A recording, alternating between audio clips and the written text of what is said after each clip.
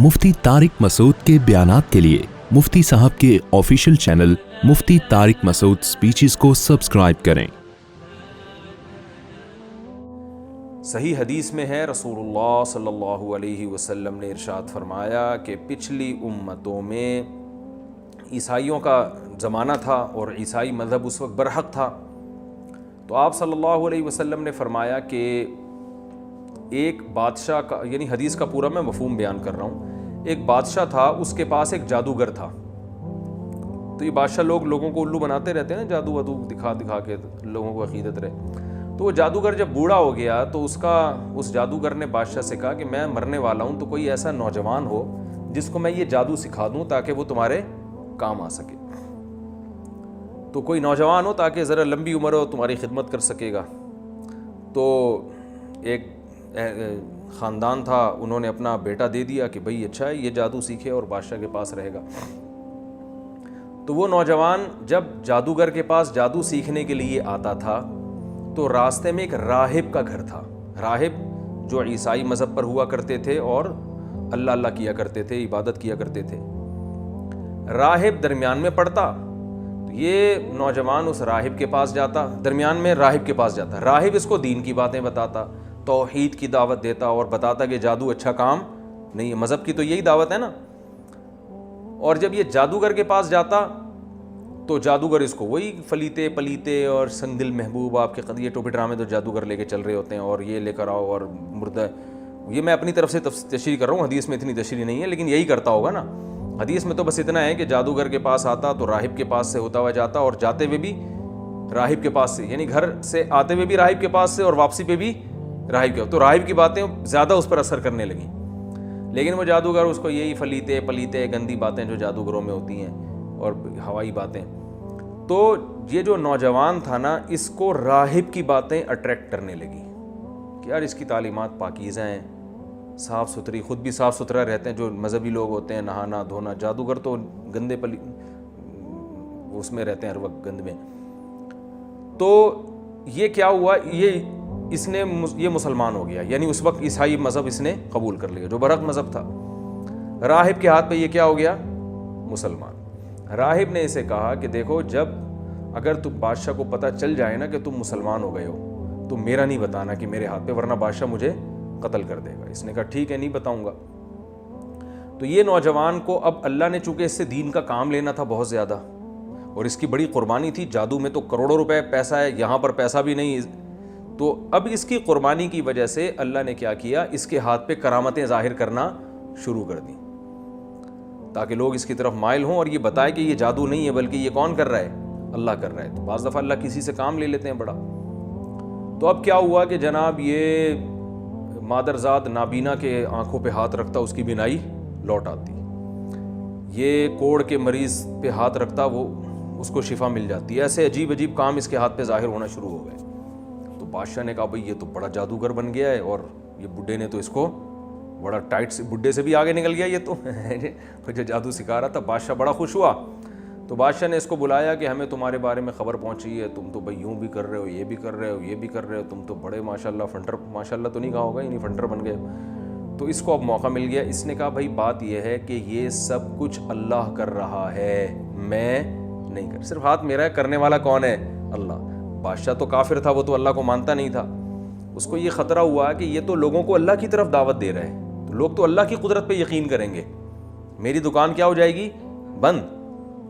तो बादशाह अब इसको कत्ल नहीं करना चाहता था, क्योंकि बादशाह कह रहा था ये बड़ा कीमती आदमी है, इसके हाथ पे ऐसी ऐसी चीज़ें ज़ाहिर होना, अगर ये मेरा बन जाए तो मेरे लिए बहुत मुफीद हो सकता है। तो बादशाह ये चाह रहा था कि इसको डरा डरा के कत्ल, यानी डराए, कत्ल की धमकियाँ दे ताकि ये कत्ल ना हो और ये मौत के खौफ से जो है ना ईमान छोड़ दे।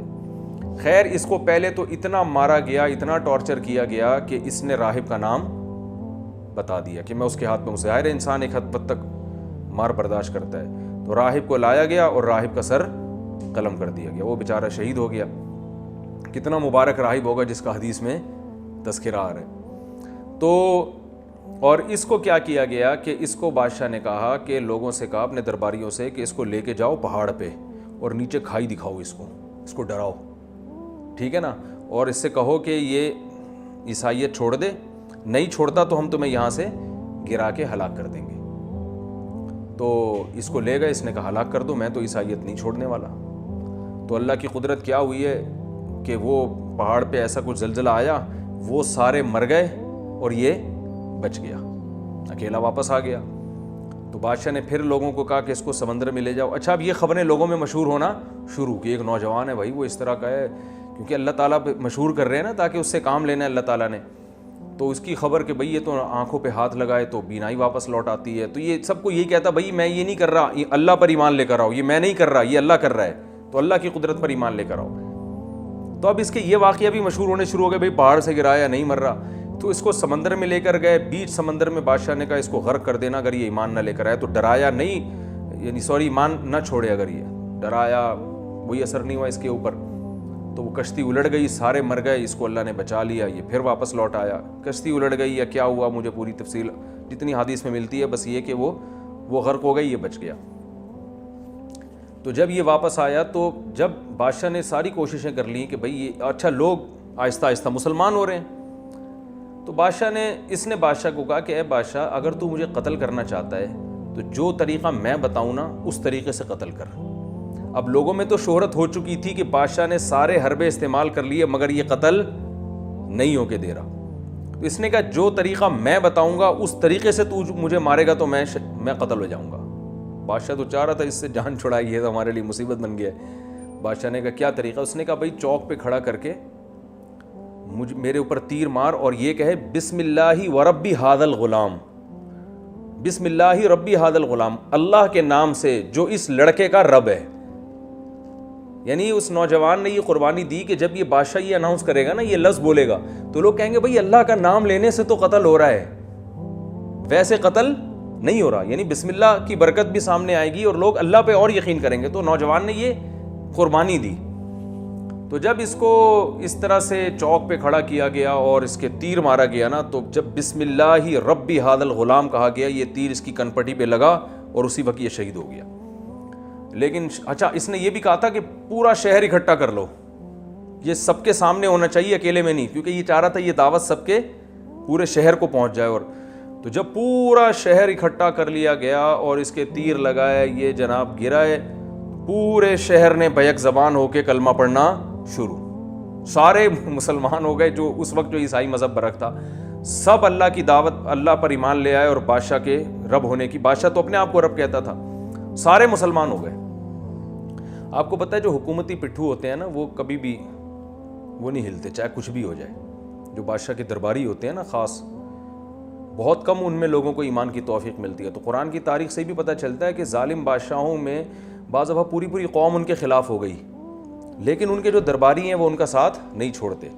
تو ایسا ہی ہوا کہ پوری قوم مسلمان ہو گئی, لیکن جو بادشاہ کے درباری تھے, اس کے خاص لوگ تھے جو ہر وقت بادشاہ کے ساتھ رہتے تھے, وہ بادشاہ کے ساتھ تھے. تو بادشاہ نے یہ کہا کہ بھائی یہ تو پوری قوم ہمارا دین چھوڑ دیا اس نے اور مجھے خدا ماننے سے انکار کر دیا ہے, اب ایک ہی حل ہے کہ ان کو زبردستی مجبور کر کے اس دین برحق سے دور کرو. اور اس کا طریقہ یہ ہے کہ شہر میں جگہ جگہ خندقیں کھودی جائیں, ہر گلی میں ہر محلے میں خندقیں کھود کے اس میں لکڑیاں ڈالی جائیں, آگ جلائی جائے اور پھر ایک ایک کو پکڑ کے اس آگ میں جھونکا جائے.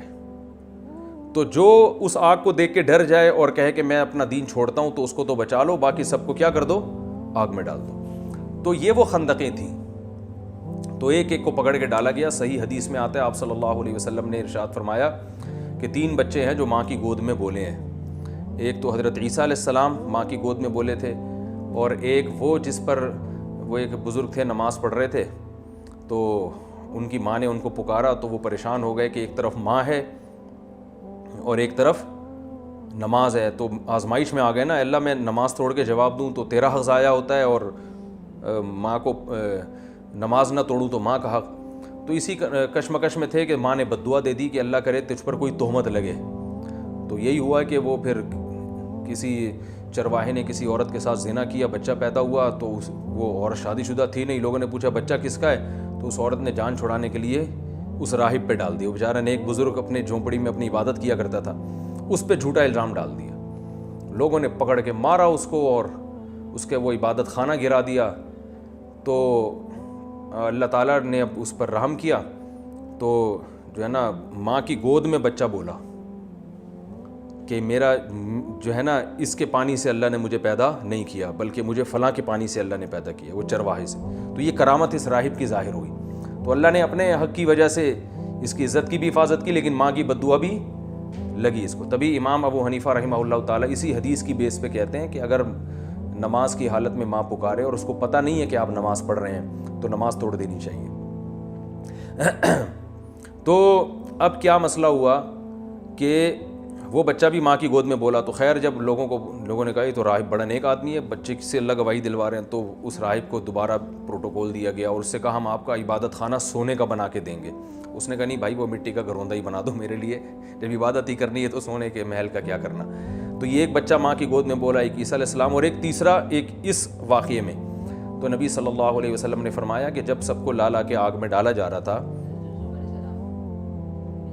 نہیں وہ اتنا دودھ پیتا بچہ نہیں تھا جو یوسف علیہ السلام کی گواہی جس نے دی تھی نا، واسع خان، تو وہ آپ جتنا کم از کم ہوگا. تو یہ جو تھا حدیث میں آتا ہے کہ ایک عورت کو لایا گیا، اس کی گود میں جو ہے نا دودھ پیتا بچہ تھا. اب اس عورت کو اپنے بچے کا خیال آ رہا تھا، یہ بچہ کیسے آگ میں جلے گا نا. وہ بیچاری، باقی لوگ تو گر رہے تھے، ایمان اتنا مضبوط تھا ان لوگوں کا، اس بچے نے قربانی ایسی دی تھی نوجوان نے کہ وہ آگ میں گرنے کے لیے تیار. تو وہ بچہ، ماں جو ہے نا ہچکچا رہی تھی کہ ایک طرف کفر ہے کہ میں اللہ کا انکار کر دوں، اور ایک طرف یہ آگ ہے، اور پھر بچے پہ ترس آ رہا تھا اس کو کہ بچے کو کیسے میں ڈالوں. تو نبی صلی اللہ علیہ وسلم نے ارشاد فرمایا کہ اللہ نے اس بچے کو قوت گویائی عطا فرمائی. تو جب کوئی اللہ کے لیے اتنی قربانیاں دیتا ہے نا تو اللہ کی بھی مدد ہوتی ہے. تو اس بچے نے ماں کی گود میں بولا کہ اے ماں، یہ آگ کا ایندھن نہیں ہے، یہ جنت کا باغ ہے، اس میں کود جا. تو نبی صلی اللہ علیہ وسلم، یعنی یہ دیکھنے میں آگ لگ رہی ہے، حقیقت میں یہ آگ نہیں ہے، یہ باغ ہے، اللہ نے جو ہے نا آزمائش کے لیے اس کو رکھا ہے. تو وہ ماں جو ہے نا اپنے سینے سے لگا کے اس میں کود گئی. تو خیر وہ اس بادشاہ نے، کم بخت نے، ان سب کو قتل کر دیا. تو وہ غالب آ گیا بادشاہ، وہ ہلاک ہو گئے. تو اب چونکہ ظاہری لحاظ سے بادشاہ کو کامیابی مل گئی تھی اور وہ ایمان والے سارے قتل ہو گئے، جو کفر میں تھے وہ تو بادشاہ کے ساتھ ہو گئے، تو اب ظاہری لحاظ سے تو وہ کامیاب ہو گئے نا. تو قرآن میں اللہ نے صدیوں بعد ان کا واقعہ نازل فرمایا، اور اللہ نے فرمایا کہ میں اپنے نبی کو یہ اطلاع دے رہا ہوں کہ دیکھنے میں کامیاب بادشاہ ہوا لیکن حقیقت میں کامیاب نہیں ہوا، اس لیے کہ وہ تو باغات میں چلے گئے. اور جو بادشاہ جس نے خندقیں کھدوائی تھیں نا، اور اس کے جو فوجی لوگوں کو پکڑ کے خندقوں میں ڈال رہے تھے، وہ اصل میں آگ میں ہیں. تو آگ کے مستحق یہ لوگ ہوئے ہیں، وہ نہیں ہوئے. تو اسی کا اللہ نے اس صورت میں بیان کیا. اب دوبارہ پڑھ لیتا ہوں. اللہ فرماتے ہیں قسم ہے آسمان کی جو ستاروں والا ہے، یعنی راستوں والا ہے، اور قیامت کے دن کی قسم، اور شاہد اور مشہود کی قسم، ہلاک ہو گئے خندقوں والے جنہوں نے خندقیں کھودی. النار، پھر ان کی برائی کو بیان کیا جا رہا ہے. معمولی خندق نہیں تھی بلکہ آگ والے لوگ تھے، جو ایندھن والی آگ تھی جس میں ایندھن ڈال کے اس کو بھڑکایا گیا تھا. اذ ہم علیہا قعود، اور جب وہ وہاں بڑے آرام سے بیٹھے ہوئے منظر دیکھ رہے تھے. وہم علی ما یفعلون بالمؤمنین شہود، اور ایمان والوں کے ساتھ جو ظلم زیادتی کر رہے تھے اسے اپنی آنکھوں سے دیکھ بھی رہے تھے، پھر بھی ان کو ترس نہیں آیا. اور یہ انتقام ان سے صرف اس بیس پہ لے رہے تھے، وما نقموا منہم الا ان یؤمنوا باللہ العزیز الحمید، صرف اس بیس پہ انتقام لے رہے تھے کہ یہ ایک رب پہ ایمان لائے ہیں جو زبردست، غالب اور قابل تعریف ہے. اس پر ایمان لانے کی سزا یہ مل رہی ہے کہ ان کو آگ میں ڈالا جا رہا ہے، اور وہ معمولی رب تھوڑی ہے. اس میں اللہ بتا رہے ہیں کہ ہمارے لیے جب کوئی قربانی دے گا تو کیا ہم اس سے غافل ہو جائیں گے؟ الذی لہ ملک السماوات والارض، یہ وہ اللہ ہے جو آسمانوں اور زمین کا بادشاہ ہے اور ہر چیز پر گواہ بھی ہے. وہ بادشاہ اور اس کے درباری سمجھ رہے تھے کہ اللہ کو نہیں پتا، تو اللہ فرماتے ہیں ہم تو سب کچھ دیکھ رہے تھے. پھر اللہ نے فرمایا ان الذین فتنوا المؤمنین، وہ لوگ جنہوں نے مومنین کو فتنے میں ڈالا، آزمائش میں ڈالا، اور مومن عورتوں کو، پھر ان میں سے کسی نے توبہ اگر نہیں کی تو ان کے لیے جہنم کا عذاب ہے اور آگ والا عذاب ہے. تو یہ سمجھ رہے تھے ہم نے ان کو آگ میں ڈالا ہے، مگر حقیقت میں آگ میں کون جلے گا؟ وہ لوگ جلیں گے جنہوں نے ڈالا تھا. اور فرمایا جن کو آگ میں ڈالا تھا ان کا حال کیا ہے؟ ان الذین آمنوا وعملوا الصالحات، جو ایمان لائے اور نیک اعمال اختیار کیے، لہم جنات تجری من تحتها الانہار، ان کے لیے باغات ہیں جن کے نیچے نہریں بہتی ہیں. تو اسباب کی دنیا میں نظر کیا آ رہا ہے؟ حقیقت کچھ اور ہے. نظر تو آ رہا ہے کہ یہ آگ میں جل رہے ہیں, حقیقت میں یہ کس میں داخل ہو رہے ہیں؟ جنت کے باغات میں. ذالک الفوز الکبیر, یہ بہت بڑی کامیابی ہے. اور اللہ نے فرمایا کہ جو لوگ مومنین پر اس طرح ظلم کر رہے تھے تو یہ باخبر ہو جائیں, ان بطش ربک لشدید, تیرے رب کی پکڑ بہت سخت ہے. بعض دفعہ ظالموں کو اللہ ڈھیل دیتا ہے, جیسے اس بادشاہ نے قتل کر دیا, سب کو مار دیا, کچھ بھی نہیں ہوا اس بادشاہ کو. تو اس کا یہ مطلب نہیں ہے کہ رب پکڑتا نہیں. اللہ فرماتے ہیں تیرے رب کی پکڑ بہت شدید ہے. انہ ہوا یبدئ و یعید. سوال پیدا ہوتا ہے اللہ تو پکڑتا تو ہے نہیں, ظالم تو گھوم رہے ہیں. تو اللہ نے فرمایا جو اللہ پہلی دفعہ پیدا کرتا ہے وہی دوبارہ بھی پیدا کرے گا. وہ قدرت رکھتا ہے. تو ابھی ایک حیات ہے, ابھی ایک اور زندگی آنے والی ہے, مر کے ختم تھوڑی ہوگے, دوبارہ حساب و کتاب کے لیے اللہ کے سامنے کھڑے ہوگے. وہو الغفور. ہاں اللہ تعالیٰ دھمکی دینے کے ساتھ امیدیں بھی دلاتے ہیں کہ اب تک اگر کسی نے ظلم زیادتی کی ہے, ایمان نہیں لایا, نیک اعمال اختیار نہیں کیے, تو وہ مایوس نہ ہوں, کیونکہ اللہ کی ایک صفت یہ بھی ہے کہ جہاں وہ انتقام لیتا ہے وہاں وہ غفور اور ودود بھی ہے. غفور بہت زیادہ مغفرت کرنے والا, الودود بہت زیادہ محبت کرنے والا. تو ایمان والوں کو ایسے کیسے چھوڑ سکتا ہے؟ اور آج بھی اگر کوئی ایمان لے آئے, اسلام قبول کر لے, یا کوئی مسلمان ہے اعمال درست نہیں ہے, توبہ کر کے اعمال درست کر لے, تو اللہ فرماتے ہیں وہ محبت بھی کرنے والا ہے, بے پناہ تم سے محبت کرے گا. حل اتاک ذو العرش المجید, عرش والا ہے, اللہ کا عرش بہت بڑا ہے جس کی حقیقت ہمیں پوری طرح معلوم نہیں ہے. المجید بزرگی والا ہے. فعال لما یرید, جس چیز کا ارادہ کر لے اسے کر گزرتا ہے. تو اتنے طاقتور بادشاہ سے جو ہے دشمنی لینا یا اس کی مخالفت کرنا عقل مندی کا کام نہیں ہے. فرمایا اگر تمہیں یقین نہیں آتا اللہ کی طاقت کا کہ اللہ جس چیز کا ارادہ کر لے وہ کر گزرتا ہے, تو اللہ فرماتے ہیں حل اتاک حدیث الجنود, لشکر والوں کی خبر پہنچی ہے تمہیں؟ جیسے ہم کسی کو بتا رہے ہوتے ہیں نا, بھائی میں بڑا طاقتور ہوں, اگلا مان نہیں رہا تو آپ کہیں جا کے ذرا پوچھو وہ فلاں پہلوان کا کیا حال ہوا تھا, میرے ساتھ رنگ میں اکھاڑے میں آیا تھا, کیسا پٹخا تھا. ایسا ہی ہوتا ہے نا. اللہ بھی بتا رہے ہیں یقین نہیں آتا نا کہ میں جو سوچتا ہوں کر گزرتا ہوں, تو تمہیں اگر یقین نہیں آتا تو لشکر والوں کی خبر پہنچی نہیں پہنچی تو ہم بتاتے ہیں فرعون اور سمود یہ ہیں لشکر والے, ان سے پوچھو. ان کی سلطنت کے کھوٹے زمین میں گڑ گئے تھے. تو اللہ فرماتے ہیں ہم نے ارادہ کیا وَنُرِيدُ أَن نَمُنَّ, سورہ قصص میں اللہ نے بیان کیا, أَن نَمُنَّ عَلَى الَّذِينَ اسْتُضْعِفُوا فِي الْأَرْضِ, بنی اسرائیل جو ظلم کی چکی میں پس رہے تھے, ان کے مرد قتل ہو رہے تھے. آخرت کو سامنے رکھنا چاہیے. اس سے جو ہمیں مین سبق ملتا ہے, آخرت کو سامنے رکھنا چاہیے. وہ اگر صحیح چل رہی ہے تو غموں میں بھی آپ کامیاب, وہ اگر ٹھیک نہیں چل رہی تو خوشیوں میں بھی آپ ناکام ہیں. تو یہ بنیادی اور اس میں ظلم کی بھی جو ہے وہ برائی بیان ہوئی ہے کہ ظالم اترائے نہیں اور مظلوم پہ ظلم کر کے. دیکھو برما میں کیا ظلم ہوا, روہنگیان میں کیسے مسلمانوں کو جلایا گیا, کیسے ان کو مارا گیا. تو جو مارنے والے ہیں وہ دندناتے پھر رہے ہیں. تو بھائی دنیا کی پکڑ سے بچ سکتے ہو, آخرت میں نہیں بچو گے. اللہ نے آخرت رکھی ہے اور آخرت میں اللہ تعالیٰ حساب و کتاب لے گا.